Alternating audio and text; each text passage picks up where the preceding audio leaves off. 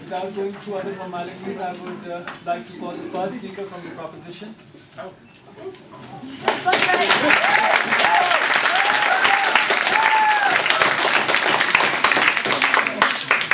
Ladies and gentlemen, the Olympic Games have a long and prestigious history of peaceful cooperation and great sports.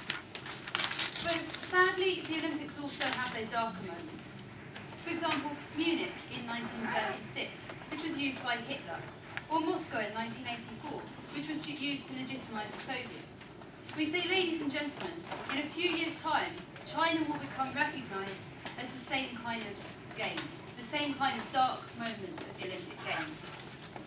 What we're going to show you on Team Proposition today is how this illuminated the stadium, but darkened the brutality. What I'm going to look at in my speech is how it undermines the Olympic ideal, and secondly, how it undermines human rights.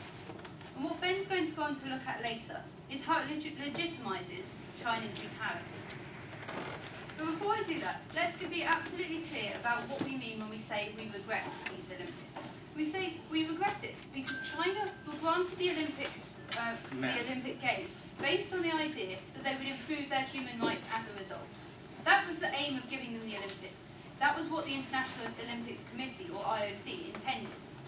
But ladies and gentlemen, they haven't. And we're going to show you that we therefore regret it because they did not live up to what the intention was.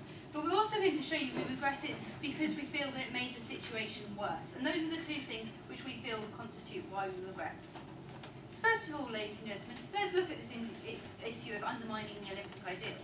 We say there are two things that are considered when you're giving out the Olympics, that the IOC considers. The first is whether or not you'll hold a good games. We say that's one of the criteria. But there's another one, and that's, will you uphold the Olympic ideal? Now, the Olympics are a great thing. They're a thing which involve countries coming together from all over the world to work in peace and cooperate through sport.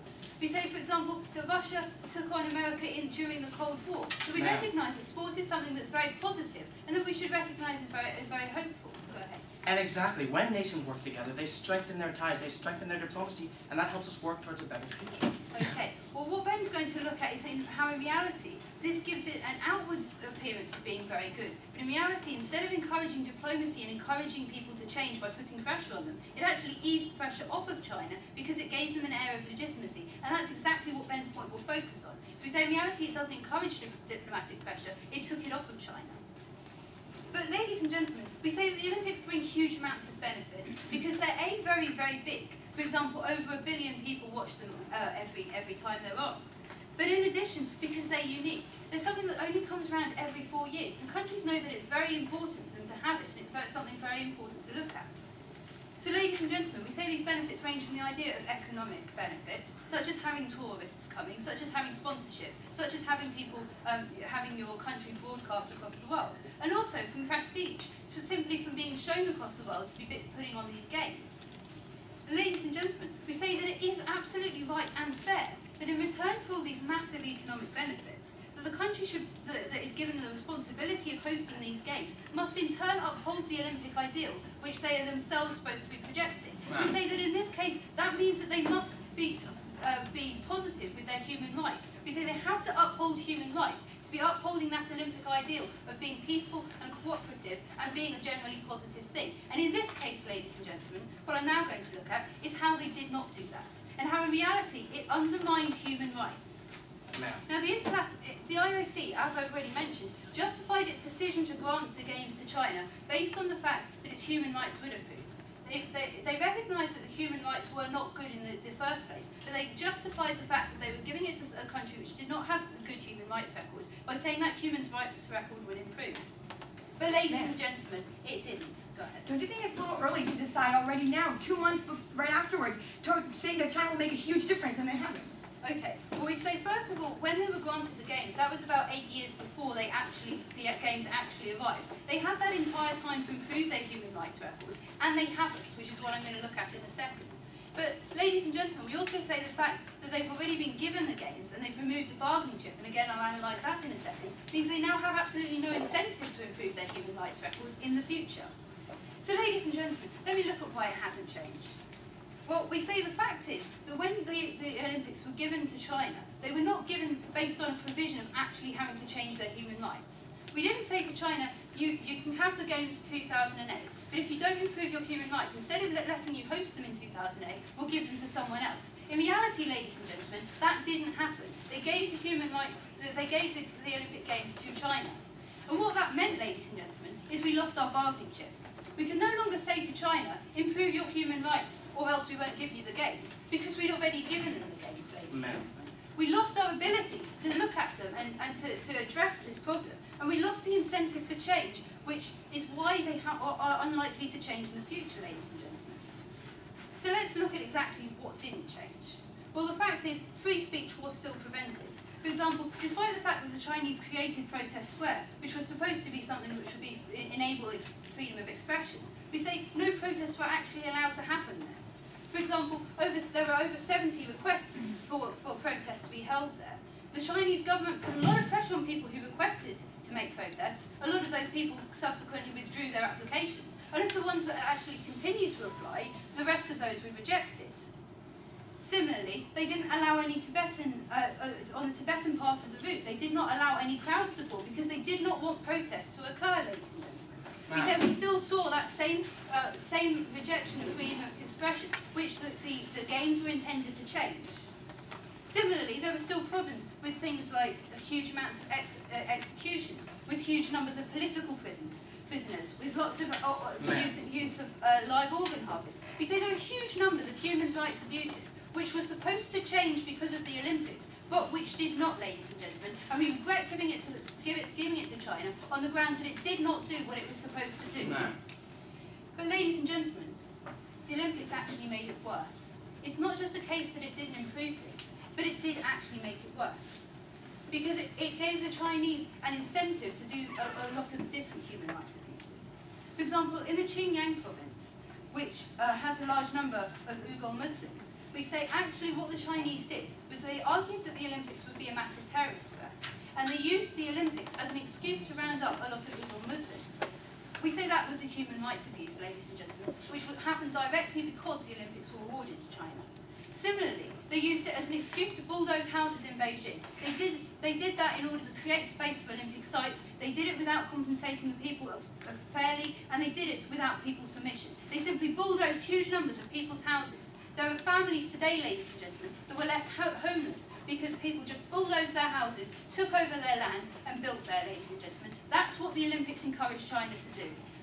They also removed the freedom of choice for people to make decisions. So, for example, they looked at an ugly house, they boarded it up in Beijing because they didn't want to project that image. They told people in Beijing what they should wear, what they should say, so that they would seem like good citizens of China, people that China wanted you to see. Now, ladies and gentlemen, we say this is simply wrong, because what we say is that we reject these Olympics. We say that they were not within the Olympic ideal. And what they did, not only did they not change human rights abuses, which was what they were supposed to do, but they actually made them worse, ladies and gentlemen. So I urge you to propose this motion.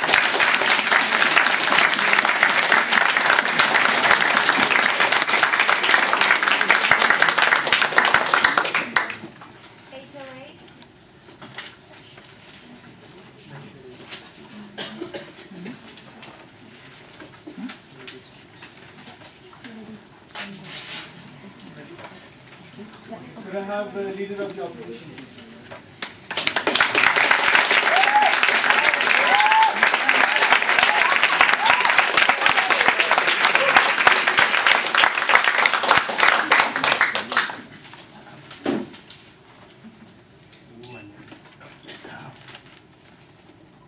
The Olympic Games in Beijing was the first crack in the bamboo crib. The Olympic Games have opened the door and begun a process through which we firmly believe, and we believe that the world stands with us on this, that China will improve. Now the proposition got up here and said, well, the Olympics have happened and China isn't perfect yet. And we say, of course it isn't. But that's a rather simplistic way to look at it. Because the attempt to reform an entire nation with decades, perhaps even hundreds of years of history of human rights abuse is something that takes time. And we believe that the Olympics was a crucial step down this road. Now, we're going to be explaining to you throughout our case why we do not regret the Beijing Olympics, because we firmly believe that the Olympics did more good than it did harm, and the harm that did come about as a result of the Olympics were not dependent on the Olympics, and these harms would have occurred regardless. We'll be doing this through 3 levels of analysis. We'll be explaining to you why the Olympics did more good than harm to the Chinese people, both on the level of their human rights and on the level of their economic situation. We'll be showing you why it benefited the international community on the level of strengthening and expanding relations with China. And finally, we'll be discussing the Olympics themselves and the ideals of sport. But before we go on to do that, I'd first like to address what we've heard so far from the proposition. Now, as I said, their main problem with the Beijing Olympics, and the reason they regret them, is because they didn't bring about the end of human rights abuses in China. And we say, of course, ladies and gentlemen, but it's not that easy. And the Olympics were just the first step. So now to deal with the specific points, no thank you, that they brought up so far. Their first point was the Olympic ideal, and here they discussed the issue of legitimacy and the issue of upholding human rights. And we'd like to ask you, with regards to legitimacy, what legitimizes China's human rights abuses more? Is it standing at the side, refusing to interact, and saying, every now and then throwing out an occasional objection, which China ignores? Or is it stepping in? Is it interacting and engaging with China? No thank you. Expanding our ability to negotiate, and through that, improve the situation of the people who are suffering. And on the issue of human rights, they attempted to make it seem like any nation with human rights is not allowed to participate, with human rights abuses, is not allowed to participate in the Olympics. But ladies and gentlemen, that's not the factor. We let Iran play, we let Sudan play, because we believe that the Olympics is an international community where we can't let, no thank you, certain political issues interfere with the ideas. Now, with regards to the second issue they raised, about how the situation hasn't changed and therefore we regret the Olympics, we have 3 answers to this idea. First of all, there have been many improvements in China, which the proposition is ignoring, and I'll get to them in a moment in my constructive. They also said there are still many abuses that are occurring in China, such as organ harvesting. That was their example. And we say, yet again, that this has no connection to the Olympics, no thank you, and would recur regardless. Finally, they said that the Olympics made the situation worse, because we violated people's social freedoms and took away their houses. And we say, ladies and gentlemen, the world cried out when this happened. And I'll be going on about this in my point in a moment. All these things brought even greater awareness to China's situation than before. One moment. And also we say that China's policy is to act this way, and it would have happened anyway. Please. American human rights protesters were protesting whilst their president was clapping in the front row of the opening ceremony. All right, obviously, there's a certain level of international decorum that has to be approved. Would we have done any better if the president had just started ranting and saying, no, no, China is bad? Ladies and gentlemen, no, that's not how international politics works. That wouldn't have achieved anything. All right, moving on to the first level of analysis, which is regarding the Chinese people.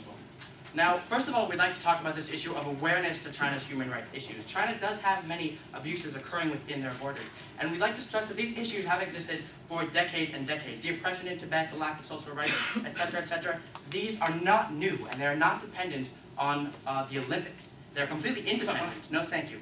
And for all the years that China has been doing these abuses, the world has stood by rather silently, and any objections that were raised, China ignored. Now, the decision to hold the Olympics in Beijing shone a spotlight onto China's human rights abuses. The media, various politicians around the world, such as the President of France, for example, international organizations, they all spoke out against China's human rights abuses, bringing awareness of the problem to a greater level than it had ever been before. The world got a crystal clear view of China's crimes, and an international outcry arose. And this led, ladies and gentlemen, to results. A few examples of these results were in response to the international pressure about the issue of Tibet, which was raised in the wake of the Olympics. Chinese officials, for the first time ever, agreed to meet with the Dalai Lama, ladies and gentlemen. Chinese officials agreed to begin a negotiation process which never before had even been discussed, ladies and gentlemen. And the meeting was put off because of the earthquake that struck China, but the process has begun. Also, we'd like to point out that China has drastically lowered the pollution levels in all of its cities. This was a direct result of the Olympics game being hosted there, and it benefited the citizens. Also, China simply, another direct effect was that China cleaned up its streets of drugs, of crime, of prostitution. Please. Are you really comparing cleaning up some streets and stopping some cars driving to using the Olympics to justify the persecution of Uyghur Muslims? Thank you. But the Olympics doesn't justify anything, ladies and gentlemen. The fact that China hosted the Olympics doesn't mean that we're now saying, all right, China, every single action you've ever done is fine. All we're doing is saying, you're a member of the international community like any other nation. We will deal with you, and we'll try to change the evil that you're doing, but we're not going to ignore you anymore.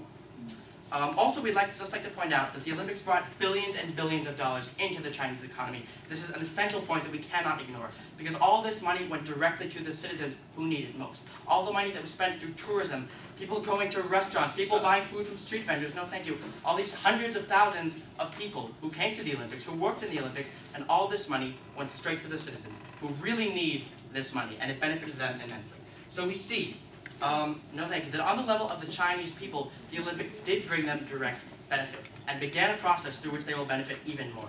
And that brings me to the second level of analysis, which is the benefit of the Olympics on an international level. And we state that the Olympics strengthened the world's relations with China. The Olympics brought about the development of the world's diplomatic ties with China. No thank you. Now, in the past, China has been extremely reluctant to engage with the rest of the world on a diplomatic level. In the past, any motion that might have regarded Chinese interests that was raised in the Security Council was immediately vetoed by China. It was practically a knee-jerk reaction. No thank you. But by allowing them to host the biggest and most important of international competitions, the world held out a hand to China and said, stop ignoring us. We can do some good if you allow us to work with you. And China was forced by this to open up on many levels. There was the diplomatic level in which China began to engage. A couple of examples exist with the fact that the Chinese and American embassies both opened up brand new facilities in each other's capitals, and huge celebrations were hosted in each. Chinese charter flights began between China and Taiwan, something that had never occurred before in history. And also, perhaps most importantly and most significantly, China allowed a motion condemning Sudan to pass in the Security Council. This was something that could not have been predicted and would have been unheard of before China became this accepted member of the international community. And ladies and gentlemen, at the end of the day, all these improvements are signs of the beginning of a process. The beginning of the first steps down a road in which China will become a responsible player within the international community. And we haven't solved the problem in one step, but we've started the process. Thank you very much.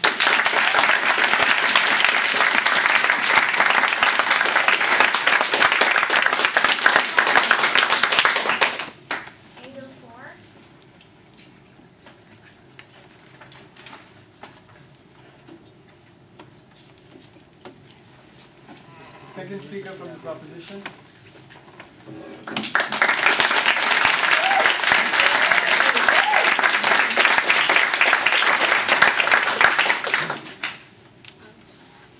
Last night, ladies and gentlemen, I had an Olympic dream. I saw Usain Bolt dancing after he broke the 200-meter world record. I saw Michael Phelps diving dolphin-like into the pool to break his 8th world record. And I saw the joy as Afghanistan got its first Olympic medal. And then I woke up. And then I remembered about the 8,000 people executed in China last year.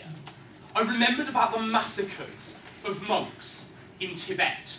I remembered about the torture in Chinese secret prisons. And suddenly I thought, maybe, just maybe, we were a bit too nice to them, after all. Now, what my speech is going to deal with today is how not only have things not improved because we gave China the Olympics, as Emily showed you, but that we have actively legitimised China's brutality. And that is very dangerous. No thanks, guys. Because what we say, the Olympic torch we're carrying through our case on this side of the House, is that the Olympics may have illuminated the stadium, but they darkened the brutality. But before I talk about legitimacy, ladies and gentlemen, I want to look at what the first opposition speaker told us. Now, first of all, he said, well, we think it's the start of a process. We think that's kind of a cop-out, ladies and gentlemen. We haven't had any progress yet.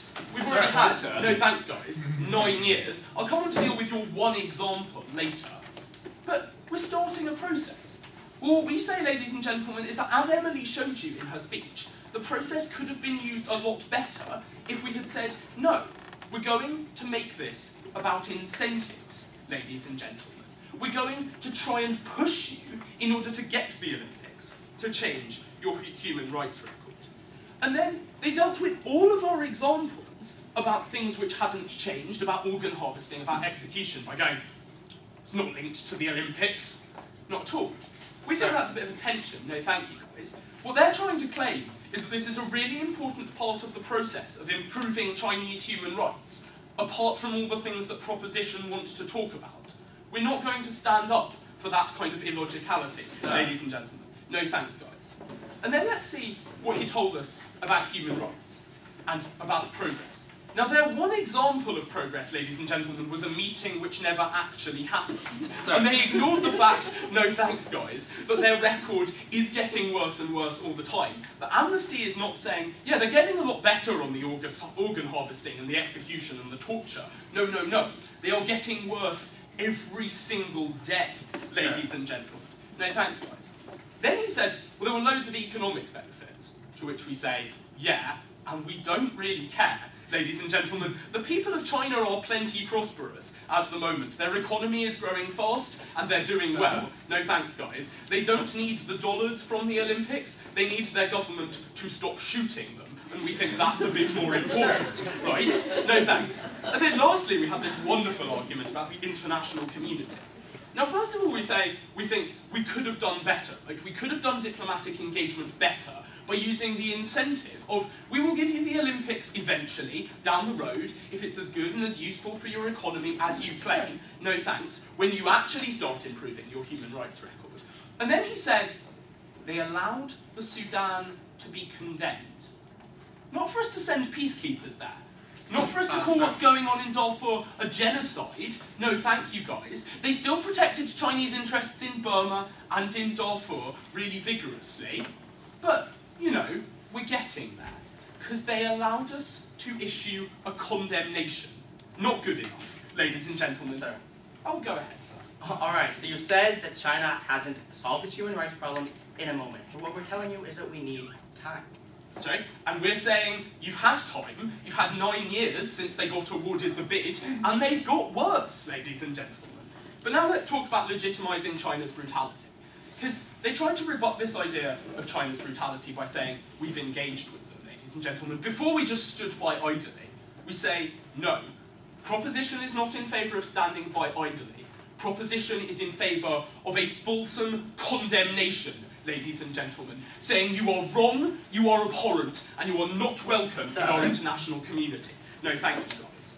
But instead, what giving them the Olympics did was to associate with them, and by extension, to recognise them, and to respect them, and to acknowledge them as part of your community. No, thanks, Benji. First of all, we say the act of giving it to them in and of itself confers respect on them as part of the international community. Secondly, more heads of state than ever before showed up to the opening ceremony in Beijing. Ladies and gentlemen, this wasn't just an ordinary Olympics. This was an Olympics where everybody came to party.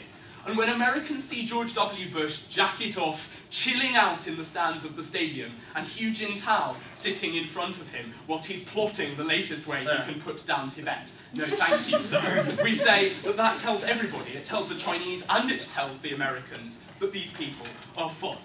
We say, first of all, that's wrong in and of itself. We don't want to give respect to these people. They don't deserve our respect. They deserve our condemnation.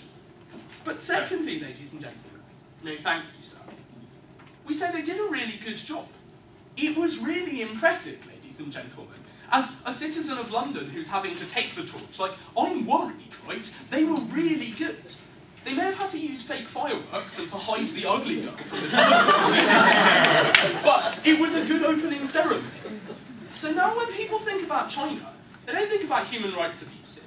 They think about what a cool opening ceremony did those guys put on for all of us, and we say that's a distraction. Go ahead, Benji.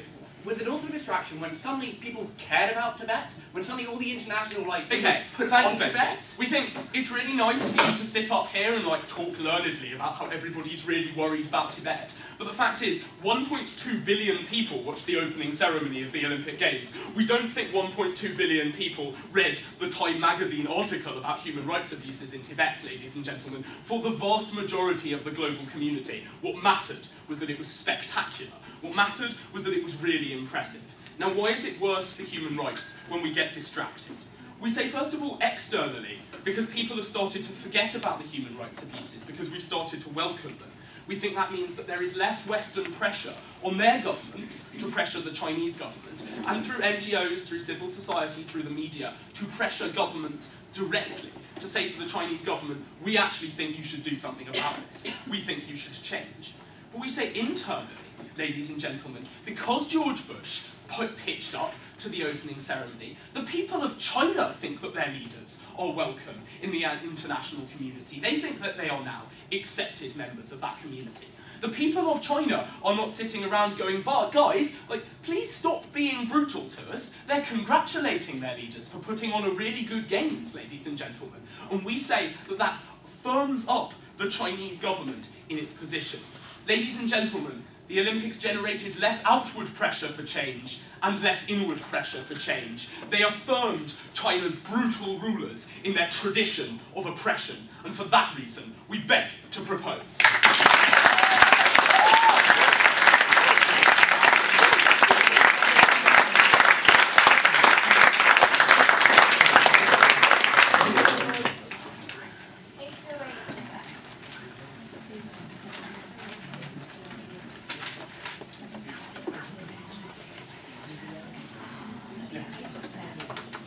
Second speaker from the opposition.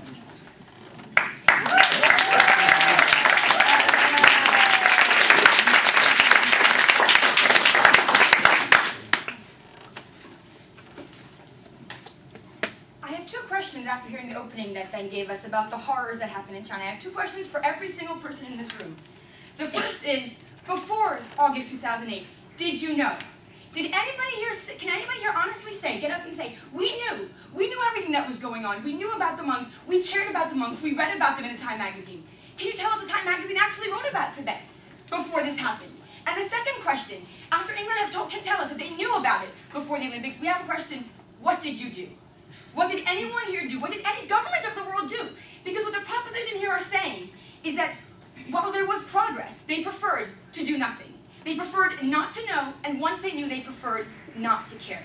That's what we heard. Ben made some cute jokes, he gave some illustrations, but underneath their case, what we heard is that they prefer not to care. And we, on the side of the opposition, cannot accept this, because we, as Moshe told you, are making a crack in the bamboo.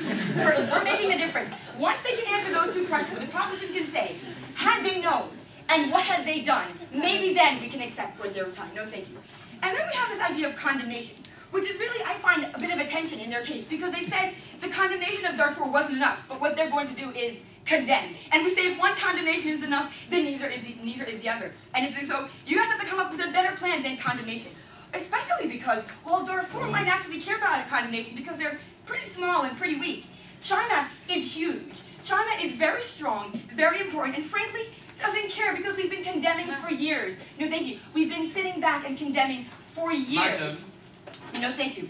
And it really bounced back. It really bounced off this superpower that is called China. We heard about this idea of incentive, that this has to be an incentive. It has to be an incentive. And we're saying, listen, it was an incentive to begin. As we said, beforehand, there really wasn't much. Beforehand, there wasn't much progress, except for Team England sitting there and saying, condemnation, 1 minute, condemnation. There wasn't any progress, and the Olympics really are a catalyst, yes. Don't you think that there's kind of a mixed message when we say we really don't like you, have the most economically beneficial international spectre in the universe, you're really bad? Okay, I'm going to get to the legitimacy in a minute, but I'd like us to talk about this idea of what really is better. For example, if I don't like the proposition here, do I get up here and engage with them and discuss with them, or do I sit in my seat and say, no, I don't want to talk to you, no, I won't talk to you? That doesn't make any sense. It doesn't make any sense. And when we're dealing with China, we're not dealing with a 3-year-old who is very clear to them, candy and go to your room. It's a very clear choice. We're dealing with China. We're dealing with a dynamic government. And which is why I'm saying it's not black and white. There's not just accepting and condemnation. There's a lot of ground in the middle, no thank you. And we're trying to tread it very carefully. Madam. No, thank you. So we said the Olympics were beginning, and we say these 8 years before, when China's really rickety and saying, wait, are we going to get the Olympics at all, aren't really a start because we haven't shown them yet faith. The Olympics happen. Everybody watch. Now the progress begins. And a month later is not enough time. We don't see this as enough time to actually judge the Olympics. As for the progress being made, I personally apologize for the earthquake. It was all my fault, I swear. Really, the earthquake is all they have to say. It didn't happen because there was an earthquake. I'm sorry, that is not really much of a refutation. The fact that there was agreeing to sit down with the Dalai Lama is huge, and saying, brushing off no thank you with an earthquake is not enough.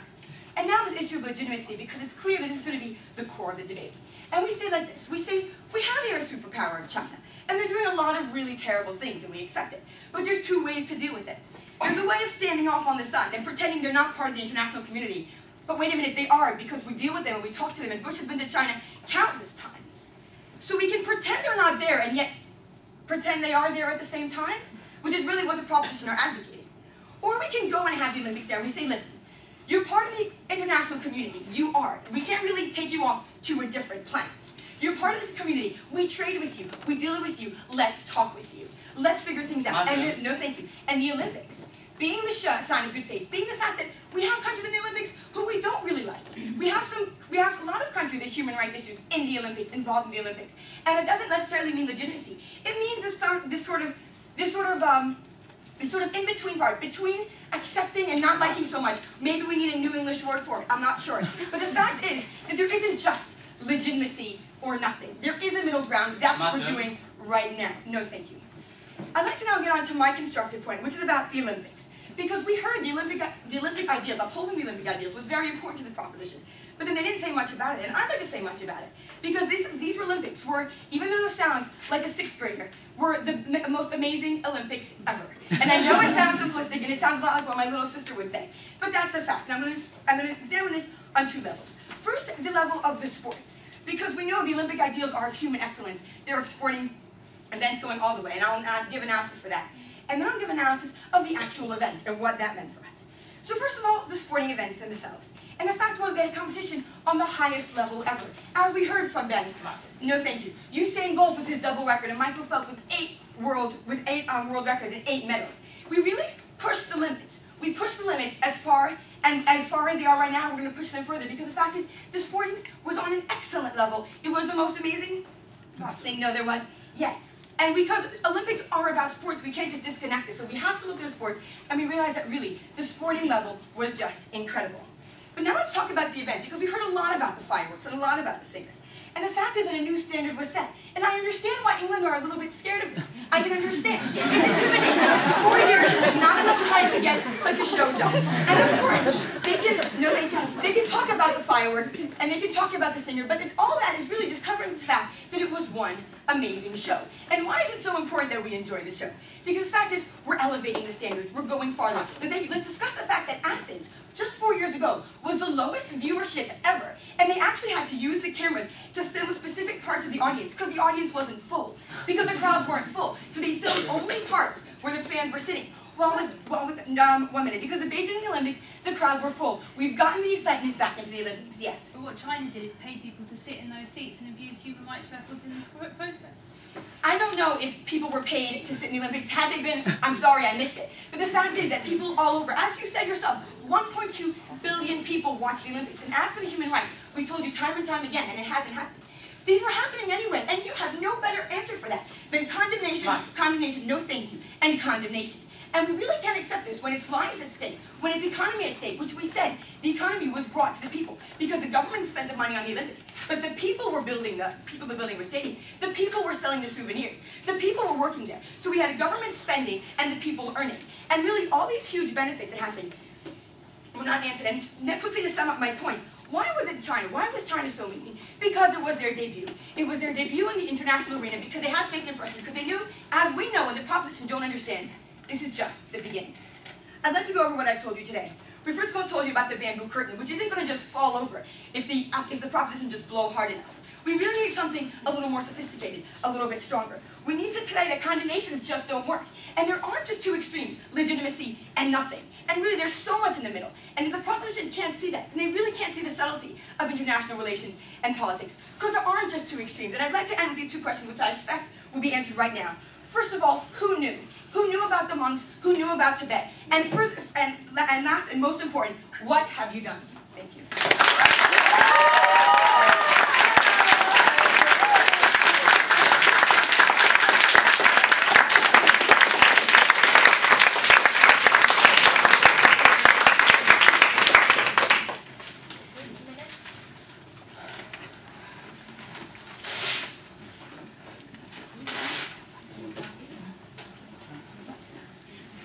last speaker from the proposition.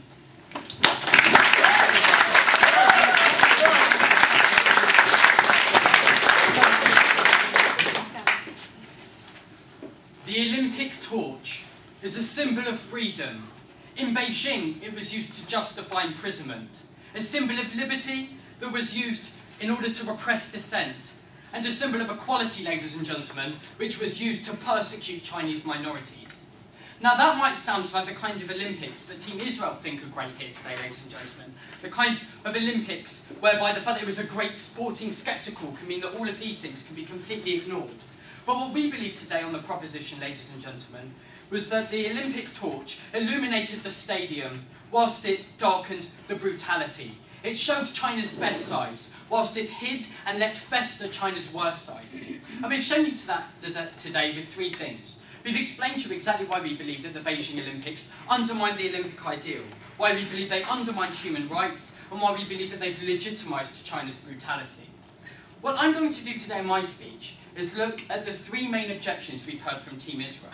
I'm going to be looking firstly about whether this has done anything for good for human rights now. I'm going to be looking at whether this will do anything good for human rights in the future. And I'm then going to be mopping up a lot of what we heard in the previous speech about everything it's done great for the Olympic Games. So let's immediately start looking at the first of these. Let's look at exactly what the Beijing Olympics has done for human rights. Because what Emily stood up and told you here immediately today, ladies and gentlemen, and something Team Israel have ignored, is that we didn't give China the Olympics in order that they merely provide a fantastic spectacle. We said, provide us with a great show, and we're doing this because we want you to improve your human rights record by the time we get to Beijing in 2008, ladies and gentlemen. That was 8 years ago, and that's why we say the fact that there has been no improvement after 8 years isn't good enough. It isn't that the Olympics happened 2 months ago, ladies and gentlemen. It's that they were given the bid 8 years ago and have done absolutely nothing to improve their position. No, thank you. What we told you about, ladies and gentlemen, immediately was the fact that China have continued to do the things that we think are awful. They've continued organ harvesting. They've continued executions. They've continued, ladies and gentlemen, to violate free speech. And we heard three glimmers of hope from Israel, ladies and gentlemen. Three fantastic things that happened. Firstly, they were prepared to talk to the Dalai Lama whilst not recognising Tibetan independence and never wanting to reorganise that meeting after a hurricane, after an earthquake took place. No, thank you. We heard all the great things it did for, like, pollution in Beijing, ladies and gentlemen, when the Chinese authorities didn't let anyone drive for 2 weeks, so the marathon runners could just about get to the finish line without dying, and now they're very happy to let everyone drive their cars again and continue polluting the environment. Their other glimmer of hope, ladies and gentlemen, was that China were prepared to let a condemnation of massacre in Sudan happen. Not stop massacre, ladies and gentlemen. They were prepared to allow people to say it was bad, no thank you, whilst changing absolutely nothing about Chinese policy in that country, or in Burma, or in Tibet, or in any other country. And what you need to do today is weigh that up, ladies and gentlemen. Weigh that up against the fact, and something we told you and something which was ignored, which was that these Olympic Games have been used to justify and have led to more persecution and repression than before. Isn't it just that it didn't get better when we were told it would get better? It's that it got worse, ladies and gentlemen. It's that Uyghur Muslims in Xinjiang were persecuted in the name of a fabricated terrorist threat against those Olympics, and that persecution was allowed to take place. It was that people were told they could protest, and then if they filed for a protest, ladies and gentlemen, they were sent for re-education. It was that, ladies and gentlemen, we were told by Israel today how this is going to do great things for the economy, but people's houses were bulldozed and they don't have anywhere to live. Things got worse, they didn't get better. You seem very happy to brush off all the advancements we've shown you with a wave of your hand, but we have to ask, would have refusing China to hold the Olympics, would have ignoring them done anything? Well, this really nicely leads me on to what I'm saying in my second point about the future of human rights, ladies and gentlemen, because we were challenged today about a middle ground between condemnation and acceptance. And we say that they aren't condemning at all and are only accepting. And what we stand for, and what we told you immediately in Emily's speech, was that we believe that the Olympic Games should have been given on the condition that Chinese human rights improved. That firstly fulfills everything they want about talking, about cooperating, about helping China improve, no thank you. It recognises China's awesome potential, ladies and gentlemen, that we believe they're a potential world player, that we recognise they can make a great human games. But what it also does is says we are not prepared as an international community to condone the atrocious things that you as a country commit.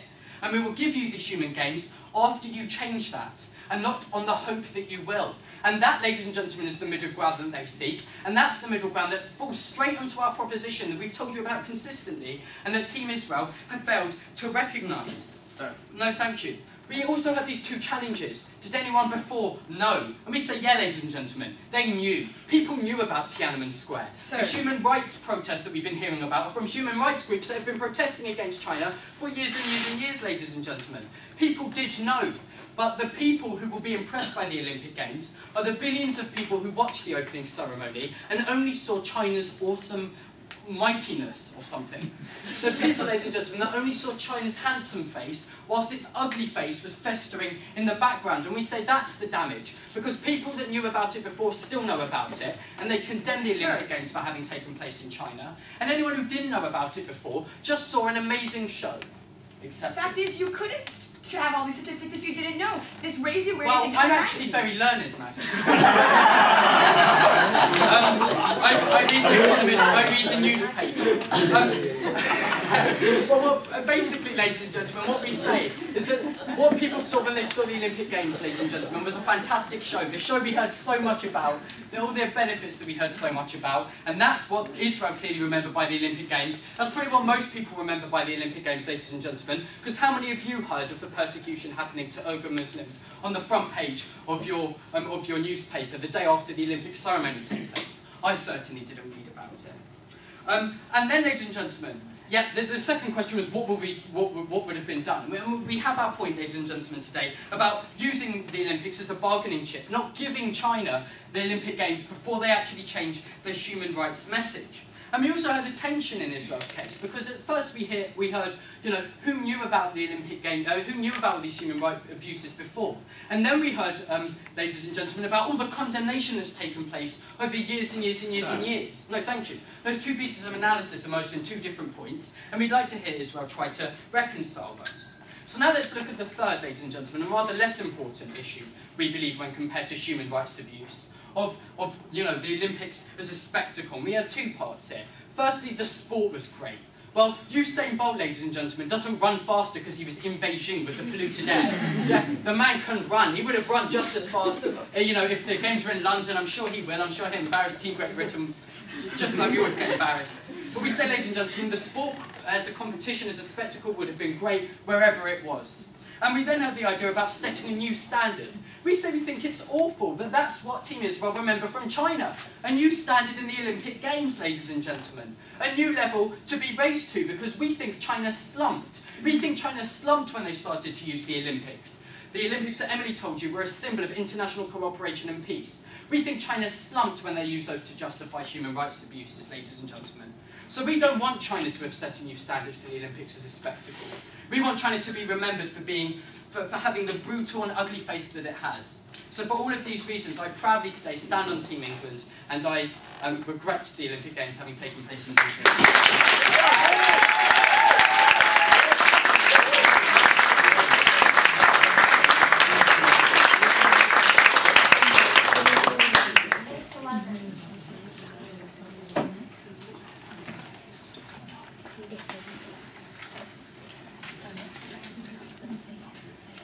Third speaker from the opposition.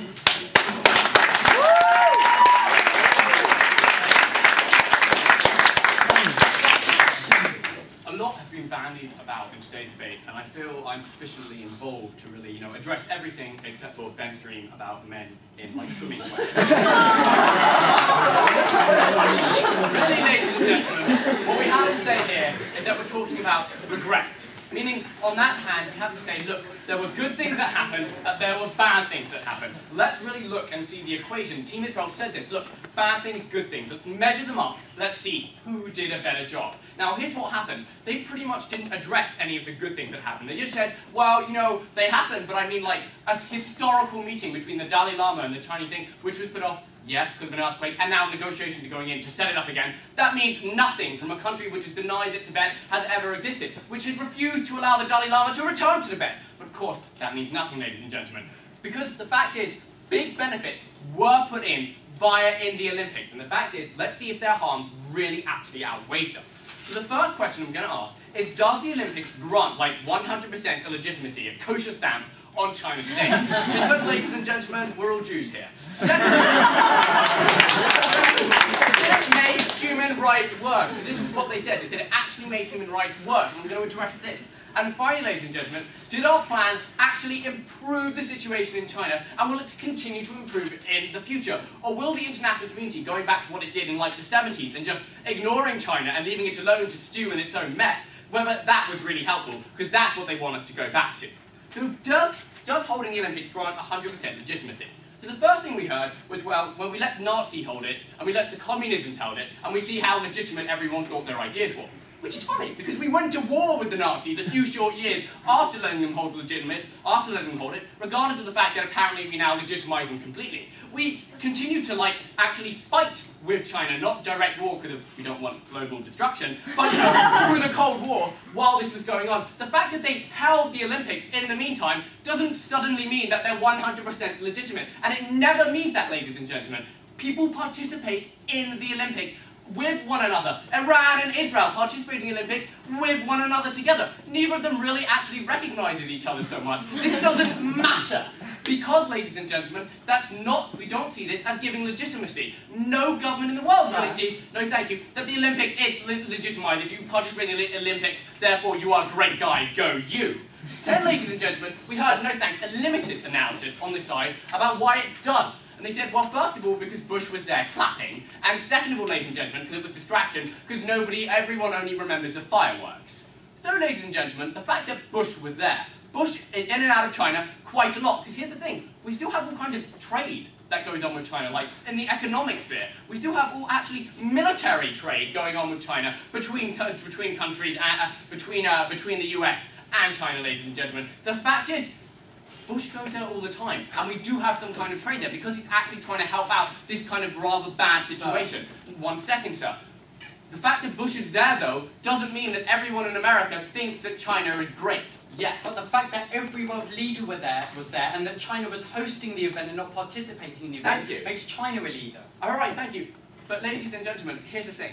The fact that I hosted the competition, the fact that members of state were there, again, this doesn't legitimize what I do. This doesn't legitimize my actions. It means, ladies and gentlemen, that I was given to participate in the international arena. And ladies and gentlemen, no one here, and nobody in the world, except for Team England, seem to think that China shouldn't be involved in the international arena. It doesn't, no thank you, legitimize everything you do. However, no one thinks that just sitting there and condemning China has any effect at all, just like they don't think that sitting there and condemning Darfur has any effect at all, ladies and gentlemen. So, ladies and gentlemen, no thank you. But now for the distraction. Well, here's the thing. I don't really believe this at all, because they've got up here and said, well, no one remembers anything about Tibet. But here's the thing, China has become a huge issue in the presidential elections, ladies and gentlemen, a few months after the Olympics happened, because people still care about what's going on, because people still know about what's going on, because people don't have the memory of a goldfish, and they're not distracted by pretty lights. Ladies and gentlemen, the fact is, people still care about these issues. People care about people starving, people care about these human rights abuse. Yes, they're happening. Let's deal with them. They would have happened anyway. No, thank you. Now we know about it. And now, not just Team England, the top debaters in the country, know about these problems, but everybody in the world knows about the problems, ladies and gentlemen. It was published absolutely, no, thank you, absolutely everywhere. So, ladies and gentlemen, it doesn't legitimize what they're doing. And what gives more legitimacy, I would say, is just sitting by and saying, I'm not listening, I'm going to pretend you're not there. No, thank you. I'm not going to let you be involved in the international community. This doesn't solve the problem. It doesn't grant it, no, thank you. This just doesn't do anything. So, did it make human rights worse? Well, let's talk about the fact that there's two kinds of things that we could have done. We could have just, like, condemned them, as they said, which we did for many, many years, no thank you, during the 70s, where we just let China alone and didn't interact with all. And what happened? Huge human rights abuse. Or we could, let's say, do what they did, ladies and gentlemen, and say, well, we're going to talk to them, but we're not going to give them the Olympics, and no one's really going to know about what's happening there. No thank you. But no, ladies and gentlemen, the human rights didn't get worse because the Olympics was held there. There was a lot of progress made in these human rights abuse. Lots of people got helped out by this. It didn't solve the entire problem. It's the start of a progress. We gave you many examples of how people were actually helped out. They never actually addressed these. Sir? No, thank you. And then, ladies and gentlemen, let's talk about the direct abuse.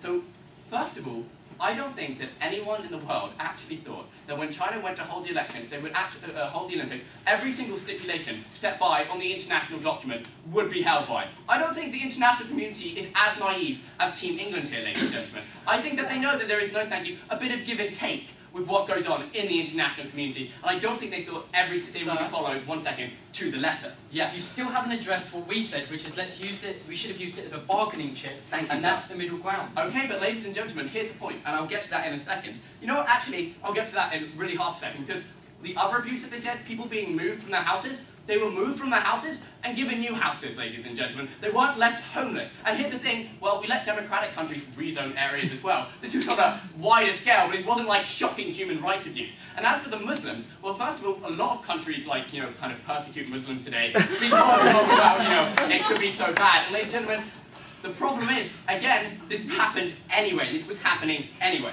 So will ours improve? They say, ladies and gentlemen, that if we just held it over their head, you can have the Olympics when you jump through every single little hoop, then China would have done something. No, ladies and gentlemen, China doesn't trust the West so much. Mostly because the West is kind of not being so fair with it in the international arena before. Now, ladies and gentlemen, we gave them the carrot for a bit. We still have the stick, which is, hey, we won't trade with you. Hey, we won't do any kind of military ties with you. We won't let you be involved in the international community. There's still another huge bargaining chip. But yeah, we had to throw them something. They had to actually get something in order to trust it to begin with. This was the beginning of a process. And just saying, you can have it, like when you fill in every single bit of this little document over here, ladies and gentlemen, isn't enough for China. It's not enough for any rational human being if they don't trust people. We gave that first level of trust to China to help out the international community. Now they're more involved in the international community, even a month later, ladies and gentlemen. Here's the point. Holding the Olympics didn't give them legitimacy. It didn't make human rights work, but there's no real harms, and it had huge amounts of benefits of getting them involved and actually solving certain human rights abuse. We win. Thank you.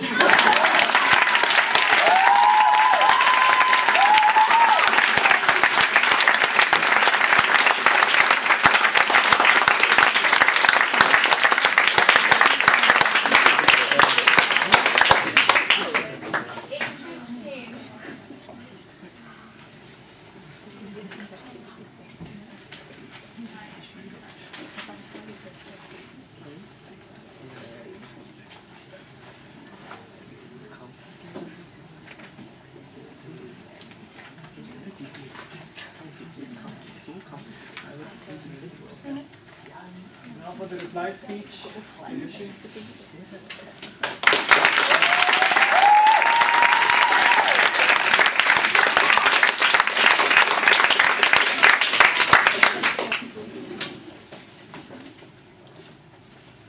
Okay, just to warn you, I'm not going to be making any jokes in my speech. I'm not the funny one. Benji's the funny one. I'm just the pretty one.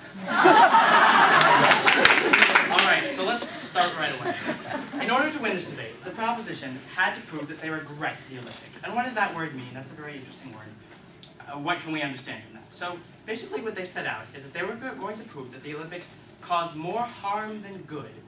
And we also stressed that they had to prove that the harm that did occur wouldn't have happened anyway, irregardless of the Olympics. Also, they had to prove, in order to win this debate, that there was a better option. That somehow not holding the Olympics in Beijing would have done more good than the fact that the Olympics were held there. And I'm going to go over this burden of proof step by step and show you why they did not stand up to it. First, I'll be discussing the harms that they presented that the Olympics apparently caused. Then I'll be discussing the question of did the Olympics actually achieve anything or not. Finally, I'll move on to the better option idea.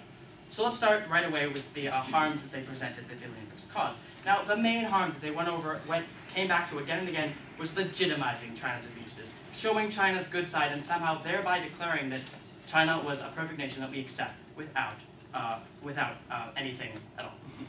So, and what we've said again and again throughout the debate about this point is that allowing China to participate in the international community is recognizing them. And that's not the same as legitimizing them. Recognizing that China is there. China is a country. It has a couple billion people in it. that the Chinese government has sovereignty, the Chinese government does have independence, and that they do have problems. We're saying we want to deal with you, we want to negotiate with you, we want to interact with you.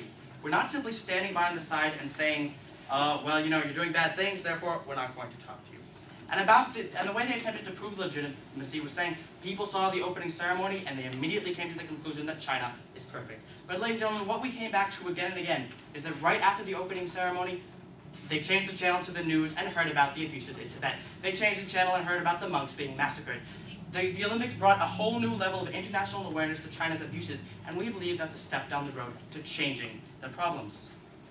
Now, moving on to the question of whether the Olympics achieved anything or not, because they attempted to brush off the Olympics achievements with a wave of their hands. But ladies and gentlemen, it's not that easy. The Olympics brought about great environmental and economic improvements to the Chinese nation. The huge cutbacks in pollution may have been achieved using the wrong means. China isn't perfect yet, but they were significant. People's health is going to be better. And also the economic improvements which they ignored, these are vitally important. People who would have starved now had money to feed their children. This is a very important issue. And also, perhaps the more significant improvements were the improvements in international relations. We gave you the examples of the charter flights to Taiwan. We gave you the example of the meeting with the Dalai Lama, a historical occurrence. We gave you the example of the Security Council. And beyond even these examples, there are things that can't be measured. There's subtle improvements in trust, in interdependence, in the vast tapestry that we call international relations. And once again, we come back to the issue of raised awareness to China's harms. But at the end of the day, what really this debate comes down to is the question of whether not holding the Olympics would have been better, because otherwise there's no reason to regret it. And the proposition told us again and again, we shouldn't have held the Olympics. Instead, we should have promised that we would have held the Olympics, and in the meanwhile, condemn. But ladies and gentlemen, we say it's not that easy. You can't treat China like a child. You can't send them off and say, come back once you become a wonderful utopia. It doesn't work that way. We need to engage with China. We need to reach out to them, and disrespecting them, denying them the respect that they feel that they deserve, ignoring them, refusing to deal with them, and simply condemning them day in and day out is not going to help the people of China. Thank you very much.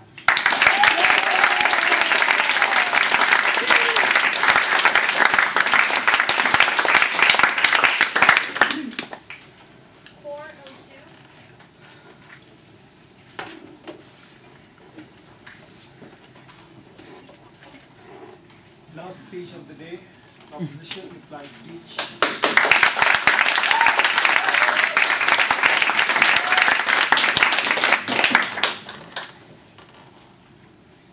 "112 years of proud history, 10,000 athletes, and 1.2 billion people watching at home. We'd have had rather higher expectations than a couple of world records. And, ladies and gentlemen, a meeting that never happened. Because that's what Israel have come to you with today, ladies and gentlemen, a meeting that never happened, and a really cool show. Well, Team England, ladies and gentlemen, would have expected better. We'd have expected better from the Olympic ideal.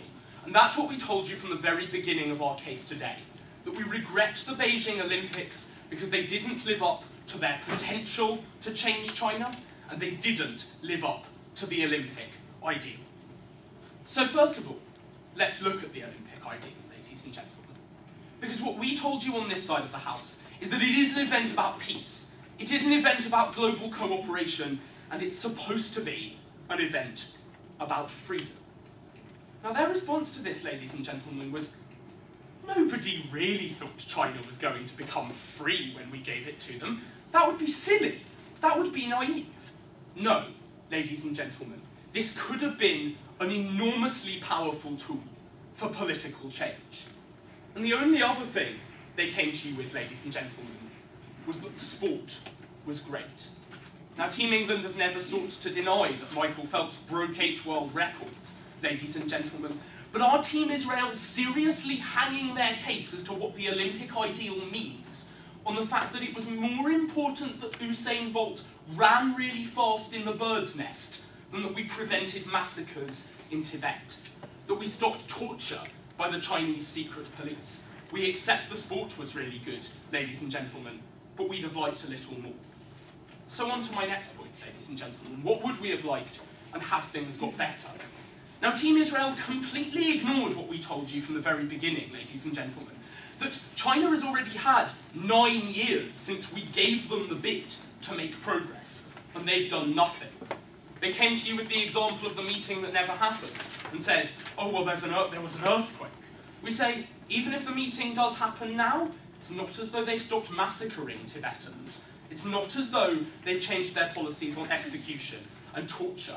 If they want to example horse trade, ladies and gentlemen, then they've failed to come back on our examples of live organ harvesting. They've never answered the fact that China is executing more and more people year on year, not fewer and fewer, that more and more political prisoners are languishing in Chinese jails, ladies and gentlemen, not to mention the fact that the people whose homes were taken away didn't get new ones.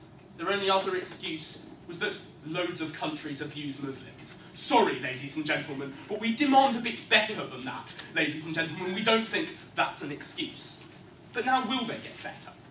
Now they tried to paint us as a bit simplistic, ladies and gentlemen. They said Team England think there's only condemnation and acceptance. Except, we told you in our first speech that we didn't think that at all.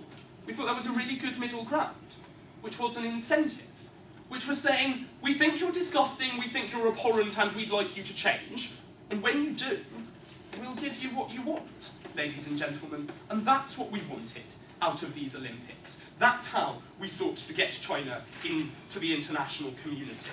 We don't think they're not part of it, ladies and gentlemen, but we say that they need to be a better part of it, and they tried to mischaracterise that. Ladies and gentlemen, there's a big difference between accepting that we have to trade with you a bit and bringing the biggest show in town to your capital city. And lastly, ladies and gentlemen, what do people remember? Well, we might remember Tibet. We had to learn about it for world schools. But the 2 billion people that watched the Olympics on TV, ladies and gentlemen, remembered what their second speaker remembered. A really good show. And we'd have liked better. And thus we beg to propose.